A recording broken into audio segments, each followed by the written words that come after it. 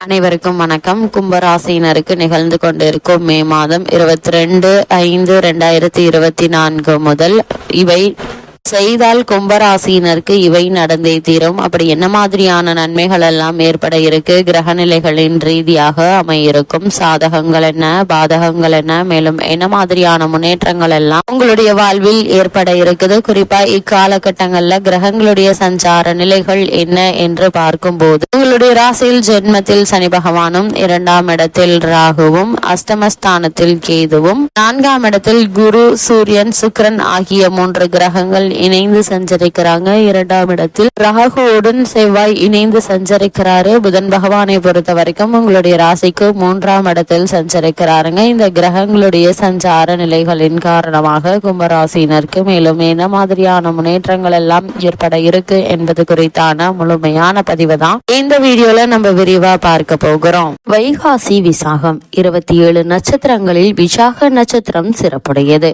குரு பகவானை அதிபதியாக கொண்ட நட்சத்திரங்களில் 2ஆவதாக இருப்பது விசாகம். முருகப்பெருமானின் அவதார நட்சத்திரம். இதன் முதல் 3 மாதங்கள் துலாம் ராசியிலும் 4ஆவது பாதம் விருச்சிக ராசியிலும் அமைந்திருக்கும். விசாகம் நட்சத்திரத்தில் பிறந்தவர்கள் தராசு போல இருப்பார்கள். நீதிக்கும் நேர்மைக்கும் மிகுந்த முக்கியத்துவம் தருவார்கள். இரக்க குணம் இருக்கும். மன அடக்கமும் புலனடக்கமும் இருக்கும். அழகிய தோற்றம் கொண்ட கொள்கைகளில் உறுதி. வேத சாஸ்திரங்களில் புலமை கொண்டு சிறந்த ஆன்மீகவாதிகளாகவும் பிரசித்தி பெற்று விளங்குவார்கள். விசாக நட்சத்திரத்தின் பெயர்தான் வைகாசி மாதமாக மாறியது. விசாக நட்சத்திரத்தில் சந்திரன் பிரவேசிக்கும் நாள் பௌர்ணமியானால் அது வைகாசி மாதமாகும். வைகாசி மாதம் மிக விசேஷமானது. ரிஷபராசி மாதம் என்று சொல்வார்கள். சூரியன் ரிஷபராசியில் பிரவேசிக்கும் காலம் வைகாசி மாதம். அந்த மாதம் முழு நிலவு நாளில் சந்திரன் விசாக நட்சத்திரத்தில் துலாம் ராசியில் இருக்கும்.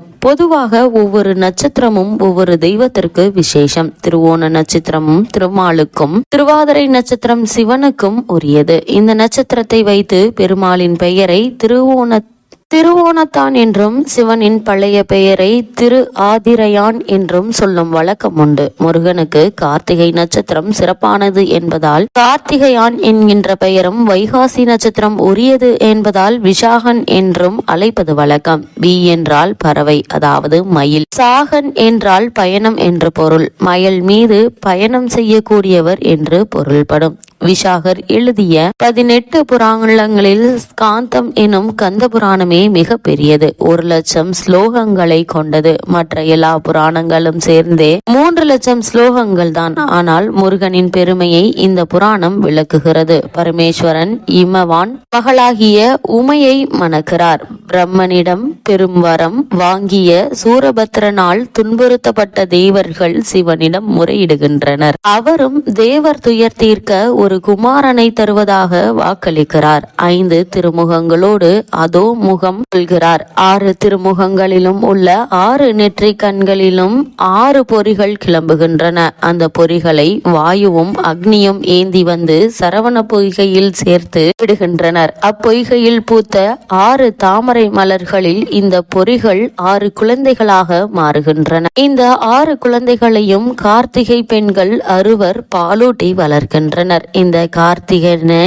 காண சிவபெருமான் உமையம்மையோடு சரவண பொய்கை வருகிறார். அம்மை குழந்தை 6 சேர்த்து எடுக்க 6 குழந்தைகளும் சேர்ந்து 6 முகத்தோடு கூடிய ஒரே பிள்ளையாக மாறுகிறார்கள். அவனே கந்தன் என்றும் 6 முகன் என்றும் அழைக்கப்படுகிறான் என்று முருகன் திரு அவதார கதையை கச்சியப்பர் கந்த புராணத்திலேயே விளக்குகிறார். விசாகம் 6 நட்சத்திரங்கள் ஒருங்கூடியதன்று. இதனால் முருகனுக்கும் 6 முகங்களோடு திகழ்பவர் என்பது ஐதீகம். இந்நாள் ஜோதி நாள் எனவும் அழைக்கப்படுவதுண்டு. உயிர்களுக்கு நேரும் இன்னலை நீக்கும் பொருட்டு சிவன் 6 முகங்களை தோற்றி தம் திரைவிளையாடலால் குழந்தையானது இந்நாளில். மக்கள், பிராணிகள், தாவரங்கள் எல்லாம் ஓருயிராகி இணைக்கப்பட்டிருக்கும் உண்மையை விளக்குவதே இந்நாள் கருத்தாகும். இந்த நாள் சைவர்கள் இந்நாளில் விரதமிருந்து ஆலயங்களில் சிறப்பாக கொண்டாடுபவர்.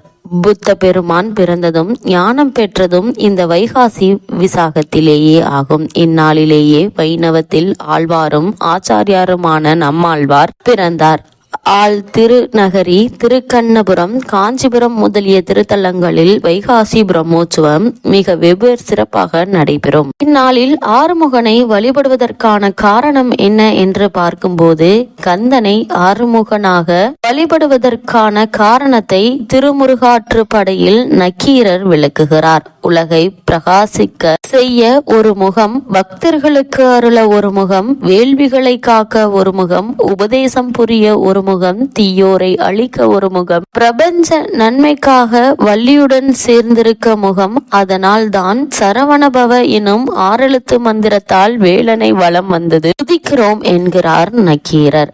6 குண்டலினிகள் என்ன என்று பார்க்கும்போது, இந்த அறுபடை வீடுகளும் 6 குண்டலினிகளாக விளங்குகின்றன. திருப்பரங்குன்றம் மூலதாரம், திருச்செந்தூர் சுவாதிஷ்டானம், பழனி பனிபூரகம், சுவாமிமலை அநாகதம், திருக்கணிகை விசுத்தி, பழமுதிர்ச்சோலை ஆங்கை, ஏறுமயிலேறி விளையாடும் முகம், முருகனின் வாகனம் மயில். முருகன் மயில் மேல் ஆரோகணித்து வருவதையும் கண்டிருக்கிறோம். ஞான பலமான மாம்பழத்திற்காக முருகன் உலகை சுற்றி வருவதற்கு உதவிய மயில் மந்திர மயில். சூரசம்ஹாரத்தின் போது இந்திரன் மயிலாக உருமாறி முருகனை தாங்கியது தேவ மயில். சூரனை 2ஆக பிளந்து வந்த மயில் அசுர மயில். சின்னஞ்சிறு விளையாட்டு பிள்ளையாக ஏறுமயிலேறி விளையாடும் முருகனை மாயூரத்தை அடுத்த நனிப்பள்ளி என்னும் தலத்தையே செப்பு சிலை வடிவத்தில் தரிசிக்கலாம். திருப்பத்தூர் அடுத்த குரு சீலாப்பட்டு அருகே அமைந்துள்ளது மயில்பாறை முருகன் கோவில். இக்கோவில் அடர்ந்த வனப்பகுதி நடுவில் மயில்கள் ஆடும் சோலைவனமாக அமைய பெற்றிருக்கிறது. எனவே இதற்கு மயில்பாறை என பெயர் பெற்று விளங்குகிறது. தெய்வானை திருமணத்தை விட வள்ளி திருமணம் விசேஷம். தெய்வானை முருகனுக்கு திருமணம் செய்து கொடுத்தார்கள். ஆனால் வள்ளியை திருமணம் செய்து கொள்ள முருகனே தேடி வந்தான். நாடகங்களிலும் வள்ளி திருமணம் சிறப்பு. அருணகிரிநாதரும் வள்ளியை மனம் புணர வந்த முகம் ஒன்று என்று இந்த திருமணத்தையே முதன்மையப்படுத்தி பேசுகிறார். முருகனுக்கு வள்ளி கணவன் என்ற பெயர் உண்டு. கன்னியாகுமரி மாவட்டம் நாகர்கோவிலில் இருந்து சுமார் 15 கிலோமீட்டர் தொலைவில் உள்ளது வேளிமலை குமார கோயில். முருகப்பெருமானுக்கும் வள்ளிக்கும் இடையே காதல் வேள்வி நடந்த மலை என்பதால் இதற்கு வேள்வி மலை என்று பெயர். இதுவே பின்னர் வேளிமலையாக மருவியது. வள்ளியை முருகப்பெருமான் காதலித்த காலகட்டம். அப்போது வள்ளியின் உறவினர்கள் வள்ளியை தேடி அங்கே வர வள்ளியுடன் இருந்த முருகப்பெருமான் வேங்கை மரமாக மாறினார் என்கின்றது புராணம். எனவே இங்கு வேங்கை மரத்திற்கு சிறப்பு உண்டு. வருடந்தோறும் இங்கு வைகாசி விசாக திருவிழாவில் 6ஆம் நாளன்று மஞ்சள் தடவிய தாளில் எழுத பெற்ற வள்ளிக்கு சொந்தமான உடைமைகளின் விவரம் போர்டு ஊழியர் ஒருவரால் இங்கு வாசிக்கப்படுகிறது. இங்கு பல வகை காவடிகள், துலாபாரம், பிடிப்பணம், கையளவு காசு, வாரிசிடுதல், குழந்தைகளுக்கு பெயர் சூட்டுதல், சோறூட்டுதல், காதுகுத்து, மாவிளக்கு ஏற்றுதல், உப்பு மிளகு காணிக்கை செலுத்துதல், அரிசி பயிறு வகைகள், காய்கறிகள், பழங்கள் காணிக்கை செலுத்துதல், அங்க பிரதட்சணம், மயில்களுக்கு பொறிகடலை தானியங்கள் வழங்குவது போன்ற நேர்ச்சை வழிபாடுகள் நடக்கின்றன. கோவிலில் இருந்து சுமார் 1/2 கிலோமீட்டர் தொலைவில் உள்ள ஒரு குகையை வள்ளி குகை என்பர். முருகப்பெருமான் வள்ளி திருமணம் இந்த பகுதியில் நடந்ததாக கருதப்படுகிறது. முருகன் வள்ளி திருமண சம்பவத்துடன் தொடர்பு கொண்ட திணைப்புணம், வள்ளி சோலை, வண்டச்சோலை, வட்டச்சோலை, கிழவன் சோலை ஆகிய இடங்கள் உள்ளன. வள்ளி தேவி நீராடிய சுனை அருகே பாறையில் விநாயகர், வேளவர், வள்ளி தேவி ஆகியோரது புடைப்பு சிற்பங்களை